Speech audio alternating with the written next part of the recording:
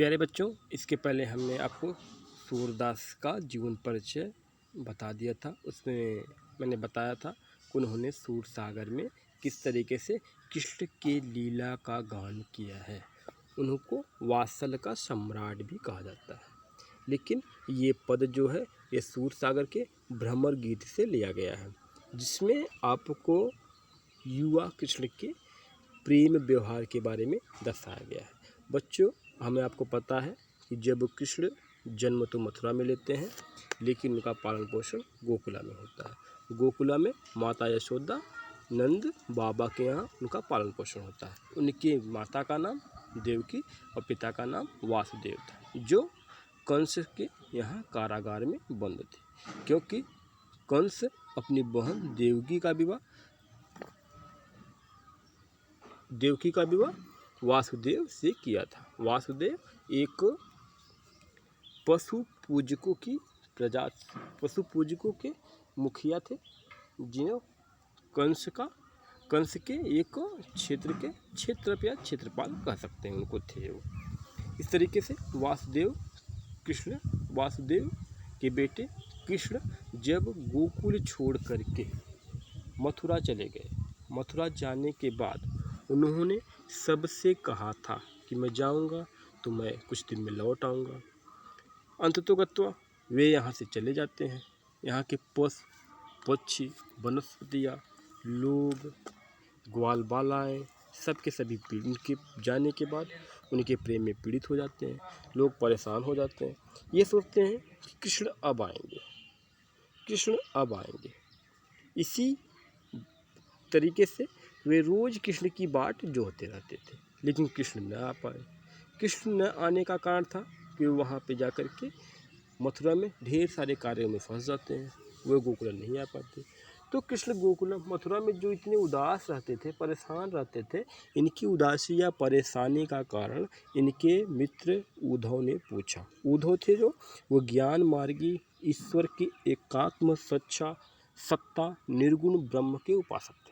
उन्होंने कृष्ण से पूछा कि आप इतने उदास क्यों रहते हैं। तो कृष्ण ने कहा कि मुझे गोकुल का प्यार याद आता है, गोकुलवासी याद आते हैं, वहाँ के पशु याद आते हैं, वहाँ की पक्षियाँ याद आती हैं, वहाँ के वो यमुना का किनारा, कदम की डालियों पे बैठना, गोकुल का वृंदावन, वो गोवर्धन पर्वत की परिक्रमा, वहाँ का सब कुछ मुझे याद आता है।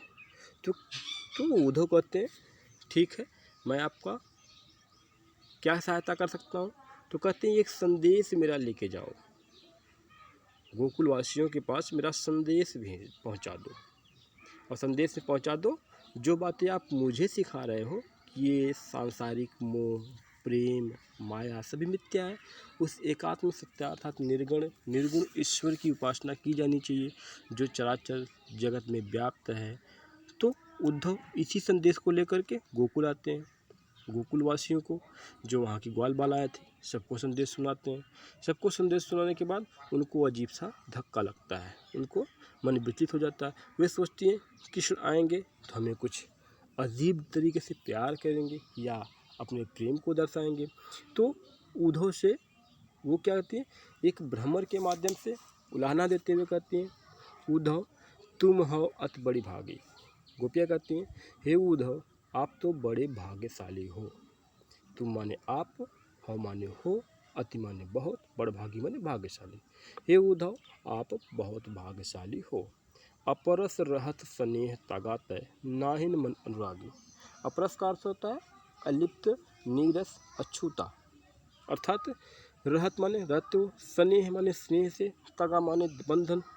आप इतने तरीके से, नाहिन मन अनुरागी, आप स्नेह के सागर, प्रेम के सागर कृष्ण के साथ इतने ढंग से बंधे रहते हो, स्नेह से लगे रहते हो, फिर भी नाहिन माने नहीं, मन अनुरागी, आपके मन में, आपके भीतर प्रेम का कोई अंश नहीं दिख रहा है।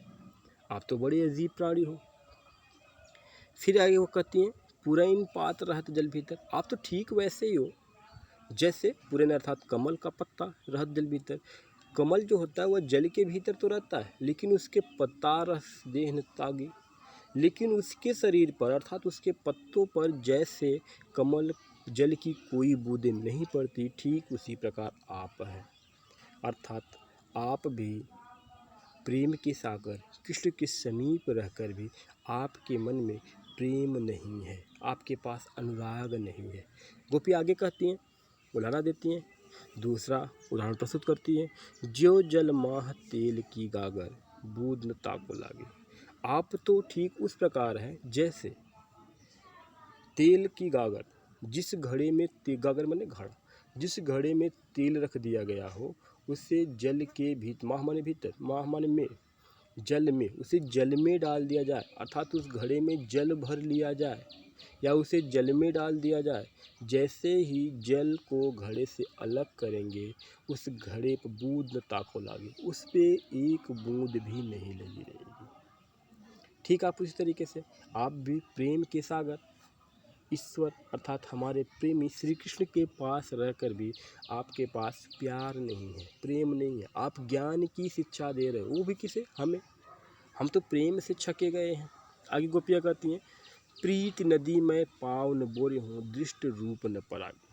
कहती हैं, हे उद्धव, आप तो प्रेम की नदी में कभी अपना पाँव भी नहीं डुबोया है।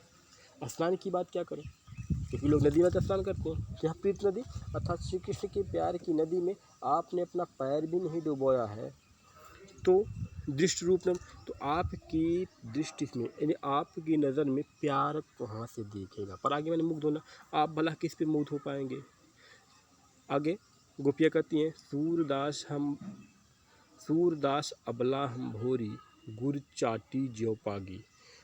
सूरदास जी कहते हैं, गोपियाँ कहती हैं, हे उद्धव, हम तो भोली हैं, हम तो बहुत ही सीधी हैं, हम तो ईश्वर कृष्ण के प्रेम में उस तरीके से लग गए हैं जैसे चींटी गुड़ का रस गिर जाने के बाद, गुड़ के ख़त्म हो जाने के बाद जो उसका रस लगा रहता है, उसमें भी वो चींटियाँ बड़े मनोयोग से पगी रहती है अर्थात लगी रहती हैं, उसका प्रेम रस पान करती रहती हैं।